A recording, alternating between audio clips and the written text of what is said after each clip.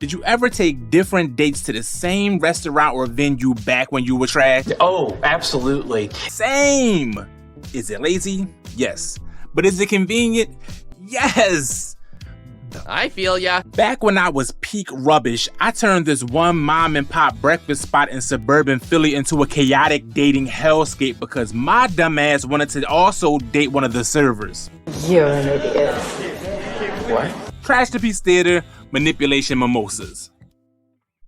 So back before every movie or show wasn't a remake or reboot from the 80s and 90s, I was in a relationship with this joint who became a stalker who I affectionately named the Lightning Bug Chick. There was a Trash to Piece trilogy about her, so go watch that joint after this. But while things were still great between us, we used to try to find the best places in Philly to eat.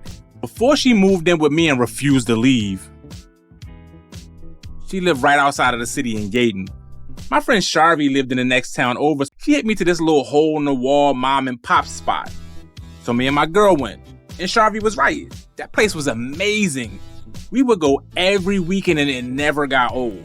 But as our relationship started to fade a bit, Shorty got real insecure. She thought every woman was trying to holler at me. That tends to happen when you're cheating. But she was right this one time. She was adamant our regular server at the breakfast spot was trying to get at me. I just thought she was being nice trying to get a good tip. Turns out she just wanted me to put the tip in. But more on that later. You're trash. Breakups are so weird because you have to split things. When she finally moved out, I ain't care what she took as long as she left my dog and left me with full-time custody of our regular breakfast spot. She was cool with the first, but we beefed about the second. It became a crazy stare-off on weekends, a Wild West quick draw duel. I felt entitled to the spot since it was my friend who put me on. She was just going along for the ride. And with that said, I decided to turn it into a regular post-coital breakfast spot for joins I was dating. I was free to do whatever I wanted at my spot. I know, trash. As long as you know. I would lie to you and say I was only taking them there because the food was just that good. But the truth is, I was taking them there because the food was that good and it was in the Ducky. They thought I was introducing them to a new spot with amazing food, but we were really there because I knew we'd never run into any other joint I was dealing with. I know, trash. You are like a terrible person. At first, my ex was going there with her homies, and they used to throw crazy shade at me while I was on dates. Then she started bringing her own dates. It was petty palooza up in there, but I didn't really care. I would look at those guys like, those poor bastards. Huh? Oh, no, nothing. The staff at the restaurant used to just laugh at us. It went on for months. They got in on the jokes too. The servers would always come up with some funny name for a breakfast special symbolizing the cold confrontation. So, what are we thinking about getting? I'll take the pancakes with fried apples and eggs Benedict with the hollandaise sauce. No meat. Had your fill of meat last night, huh? Huh? And for you, sir? Would you like some stalemate muffins? Some no waffling waffles? Perhaps some impasse oatmeal? I'll just have the regular. Gridlock grits it is. What was that about? She's just a joker. My ex kept trying to up the ante.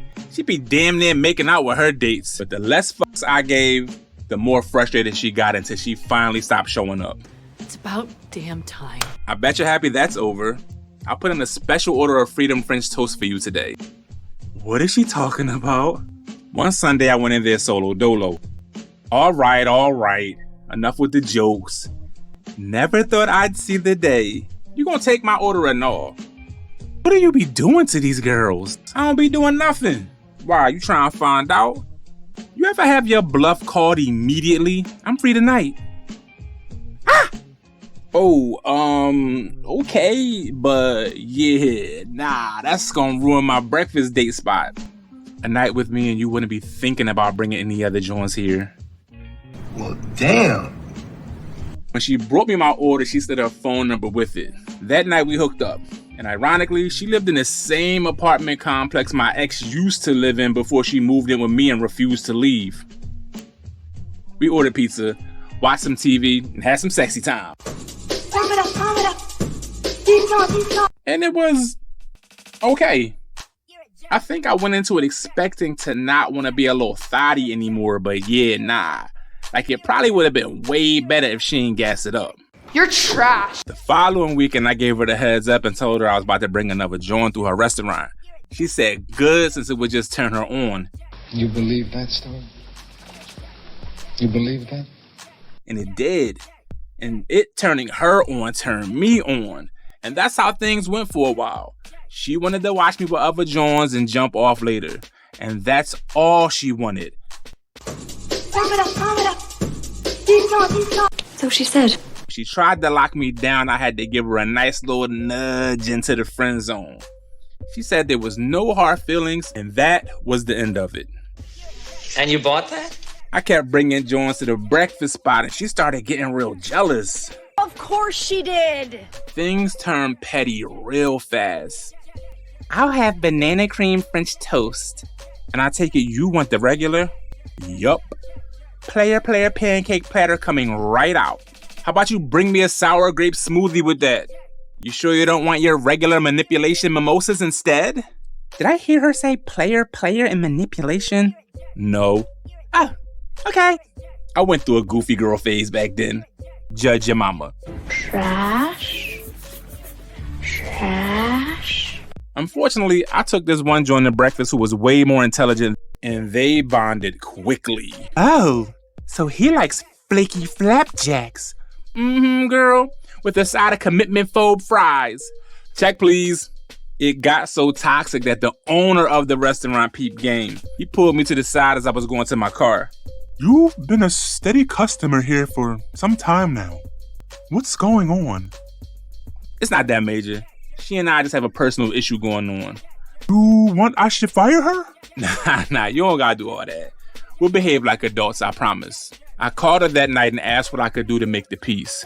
Stop coming to my job, that's what you can do. Listen, you were almost fired earlier because of this. If I just stop coming cold turkey, it'll probably get you in trouble. So I'll come back next week by myself, and we'll be cordial. Then I'll just stop coming altogether. Listen, it really bothers me to see you like this. I'm really sorry. I could hear her smile through the phone at what she thought was a genuine apology. The truth was, I had been researching other breakfast spots and found one in North Philly that was good and OD cheap. Shout out to Milan's on 2nd in Wyoming. If you know, you know. Garbage. Absolute garbage. A few years later, I was performing at a private show and she was catering the event. She slid me her card and said to hit her up if I ever needed her services. I don't know if that was a double entendre or not, but I never called her. I was definitely still trash when I saw her again, so it didn't make any sense to hit her up and open that door. I wouldn't have had any good intentions. That was a noble thing you did back there. I do know she used to watch Trash the Piece back when it was mostly on Instagram, but now that I switched and reprioritized platforms, I'm pretty sure she isn't a YouTube subscriber. And if she is, sucks to suck.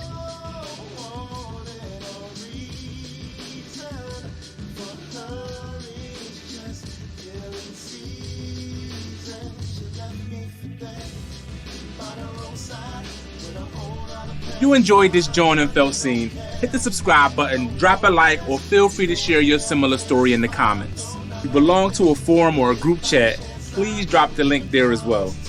All of these help the channel and community grow. If you want to help further, you can become a channel member or Patreon member and receive early and uncut episodes as well as bonus bin episodes.